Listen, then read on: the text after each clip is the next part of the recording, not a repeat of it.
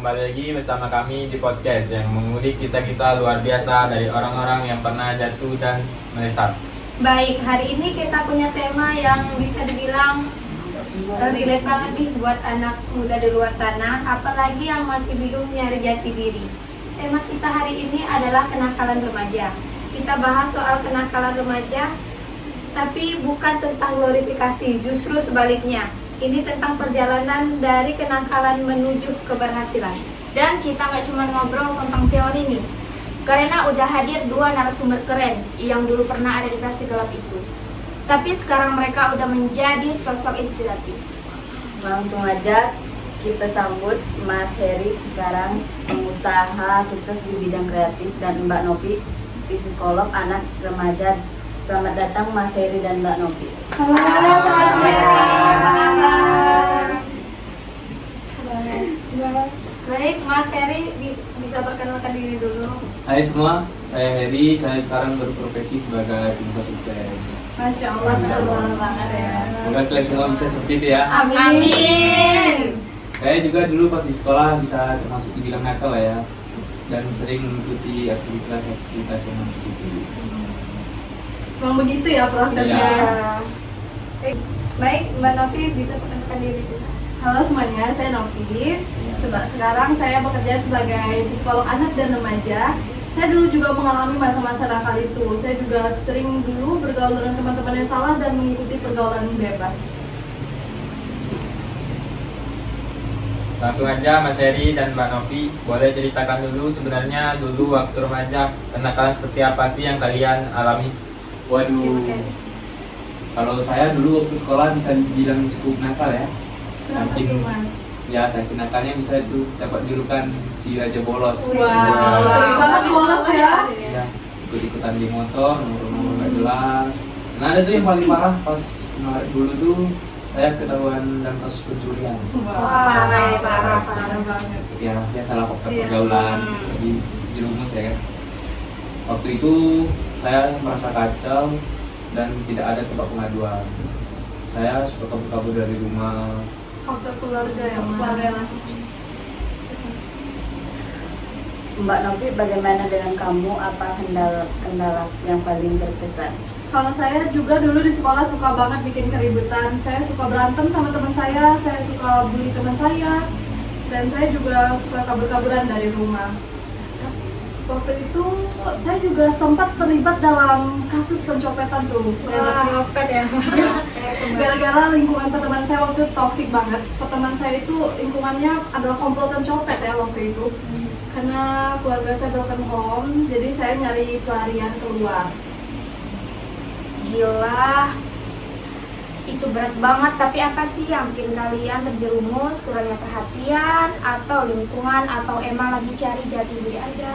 Betul, itu gara-gara kurang perhatian aja sih sebenarnya. Keluarga saya itu bisa dibilang broken home ya, ibu saya kasar, ibu saya depresi. Jadinya menurut saya rumah itu bukan tempat pulang yang nyaman buat saya. Jadi saya nyari keluarga di luar sana, dan sayangnya keluarga yang saya temukan itu malah menjerumuskan saya pada hal-hal yang negatif. Baik ya. Iya betul. Saya juga karena keluarga, orang tua saya bercerai. Dan saya merasa nggak ada yang peduli. Iya betul banget ya, kalau broken home itu merasa sendirian banget ya. Jadi saya ngelawan. Saya pikir ngelawan dengan cara ngelawan itu saya bakalan diperhatiin. Tapi dengan cara saya ngelawan itu saya salah. Iya. Tapi titik baliknya di mana sih? Momen yang bikin kalian tuh sadar dan mau berubah. Saya dulu waktu nyopet, waktu itu saya pernah ketangkap polisi dan ditahan selama seminggu.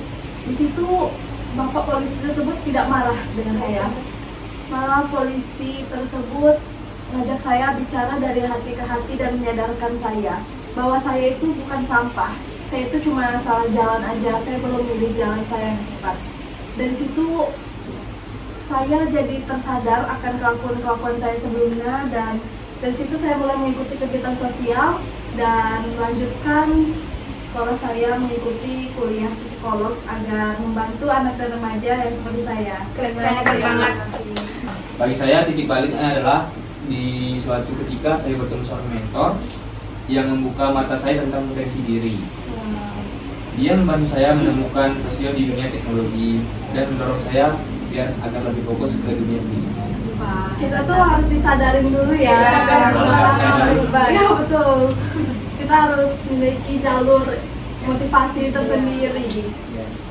Hebat banget kalian, benar-benar bukti bahwa masa lalu tidak menentukan masa depan. Betul banget, sangat inspiratif. Apa pesan yang kalian sampaikan kepada remaja-remaja saat ini? Mas Heri? Tapi boleh. Ya, bagi saya jangan takut untuk bermimpi besar, Betul. karena kalah bukanlah akhir dari segalanya. Yang paling penting itu kita bisa belajar dari kesalahan. Malahan kita harus belajar dari kesalahan dulu ya untuk menjadi sukses. Dan kita harus pilih lingkungan dan teman yang positif agar kita tidak terbawa arus negatif. Ya, dan hindarilah pergaulan-pergaulan yang Bebas. Bebas. Betul. Masya Allah, luar biasa banget. Gue merinding serius. Cerita kalian tuh bukti ya, bukti nyata kalau manusia itu bisa berubah kalau dikasih kesempatan. Betul. Selagi ada kesempatan Iya, kenapa enggak gitu ya. betul banget. Terima kasih Mas Heri dan Mbak Novi atas kejujuran dan keberaniannya untuk berbagi cerita dan pengalaman masa lalu. Semoga banyak yang tercerahkan. Amin. Semoga Amin. kalian bisa mengikuti jejak kami menjadi sosok yang inspiratif. Dan buat sobat pendengar, jangan lupa kenakalan bukan akhir dari segalanya. Bisa jadi awal versi terbaikmu. Betul. Tapi kalau kamu mau belajar, berubah ya. Sampai ketemu di episode selanjutnya, sahabat Tangkas.